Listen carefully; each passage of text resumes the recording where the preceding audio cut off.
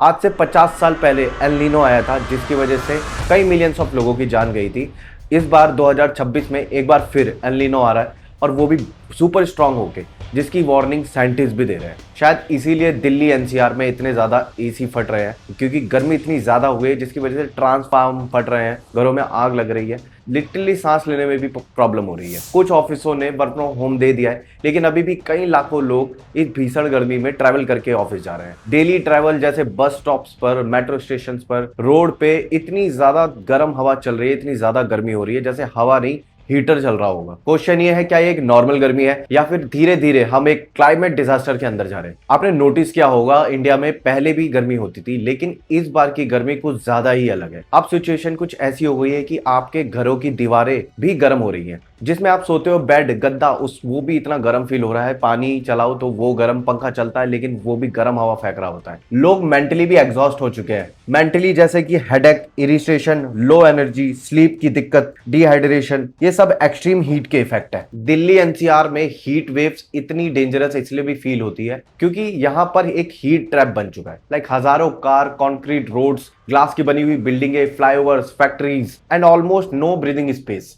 दिन भर concrete road sunlight absorb करती है और रात को वही रोड से फिर वो हीट रिलीज होती है। शायद इसीलिए रात को भी बहुत ज्यादा गर्मी फील हो रही है और उसके ऊपर इसीलिए एसी की मात्रा बहुत ज्यादा बढ़ गई है। अब सवाल आता है, आजकल इतने ज्यादा एसी क्यों फट रहे हैं? देखो, एक्सट्रीम हीट का सबसे ज्यादा प्रेशर इलेक्ट्रिसिटी सिस्टम पे पड़ता है। घरों में एसी चल रहा है लगातार, हर मॉल में, हर ऑफिस में एसी चल रहा है, और जब पूरी सिटी एक साथ इतनी ज्यादा कूलिंग डिमांड करती है तो उसका पूरा प्रेशर एकदम से अचानक से बिजली विभाग पर पड़ता है और इसीलिए ट्रांसफॉर्म ओवरलोडेड हो रहे हैं। शायद इसीलिए आपने देखा होगा ट्रांसफॉर्म फट रहे हैं, पावर कट्स बहुत ज्यादा हो रहे हैं आजकल, जो लाइट है वो बहुत ज्यादा फ्लक्चुएट हो रही है, एसी फट रहे हैं, घरों में आग लग रही है इस वजह से। सबसे ज्यादा डेंजरस आ रही नहीं पता है क्या है? एसी रूम को ठंडा करता है लेकिन उतना ही बाहर गर्म हीट बाहर फेंकता है। अब सोचो, इतने सारे लाखों एसी एक साथ बाहर गर्म हवा छोड़ रहे हैं जिसकी वजह से और ज्यादा गर्मी बढ़ती जा रही है। एंड जब सबसे ज्यादा गर्मी होती है तभी पावर कट्स होने लगते हैं। पावर कट्स होते ही लाइट चली जाती है, एसी, पंखे सब बंद हो जाते हैं और तब एक आम आदमी को रियलाइज होता है कि आज के टाइम में मॉडर्न सिटी कितनी डिपेंडेंट हो चुकी है इलेक्ट्रिसिटी पे। लेकिन इस स्टोरी का विलन सिर्फ दिल्ली या एनसीआर नहीं है, एक ग्लोबल क्लाइमेट फिनोमेना भी है, super El Nino. Normally Pacific ocean में हवा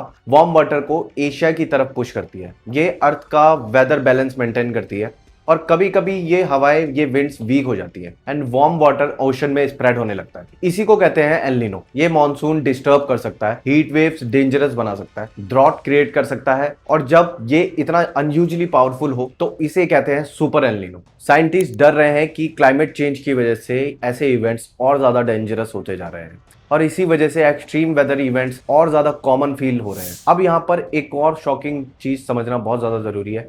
एक तरफ दिल्ली एनसीआर 48 डिग्री सेल्सियस की हीट वेव फेस कर रहा है, पावर कट्स हो रहे हैं, ट्रांसफॉर्म फट रहे हैं, एसी ब्लास्ट हो रहे हैं, और दूसरी तरफ वहीं पर मनाली, हिमाचल के हायर एरियाज में बर्फ, स्नोफॉल गिरने की चीजें पता चल रही है। मई मंथ में स्नोफॉल, नॉर्मली ये अनयूजुअल लगता है, लेकिन इसी तरह के unstable weather patterns climate imbalance का पैटर्न माने जाते हैं। एक ही कंट्री में एक जगह पर हीट से लोग जल रहे हैं और दूसरी तरफ स्नोफॉल हो रही है, क्योंकि क्लाइमेट चेंज का मतलब सिर्फ ग्लोबल वार्मिंग नहीं होता। क्लाइमेट चेंज का मतलब होता है वेदर का अनस्टेबल या एक्सट्रीम हो जाना, कहीं पर एक्सट्रीम हीट वेव्स का आना, सडनली रेनफॉल होना, अनएक्सपेक्टेड स्नोफॉल हो जाना। एंड साइंटिस्ट एग्जैक्टली इन्हीं चीजों के बारे में अब तक वार्न करते आ रहे हैं। आज दिल्ली एनसीआर का लार्ज पार्ट कंक्रीट और ग्लास से ओवरलोड हो चुका है। Concrete roads, flyover, parking lots, high risk buildings, ये सब दिन भर हीट ऑब्जर्व करते हैं और जब रात होती है तब ये स्टोर्ड हीट धीरे धीरे रिलीज करते हैं। इसी वजह से हम रात को भी टेम्परेचर प्रॉपरली नीचे नहीं आता। इसीलिए आजकल लोग बोलते हैं रात को भी गर्मी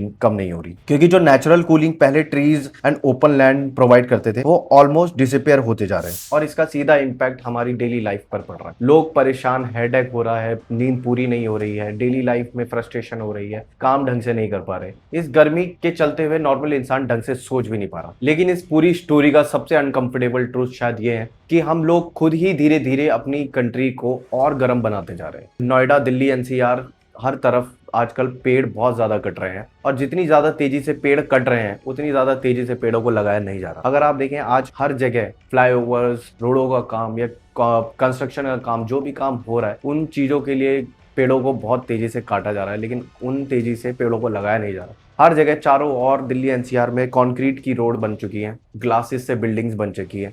अब ये कंक्रीट की रोड ग्लासेस और ज़्यादा हीट ऑब्जर्व कर रहे हैं और फिर रातों को इन हीट को रिलीज कर रहे हैं। इसीलिए आज के टाइम पर हम रात को भी गर्मी में परेशान हो रहे हैं, रातों को भी चैन से नहीं सो पा रहे हैं। अब सवाल आता है, क्या इसका कोई सॉल्यूशन है? गवर्नमेंट क्या कर सकती है? गवर्नमेंट को सिर्फ डेवलपमेंट पे फोकस नहीं करना चाहिए, सस्टेनेबल डेवलपमेंट पर फोकस करना चाहिए। सिटीज में तेजी से ट्रीज प्लांटेशन की बहुत ज्यादा जरूरत है। Urban cooling project, better electricity infrastructure, eco friendly infrastructure, public cooling shelters और proper heat waves emergency plans की जरूरत है।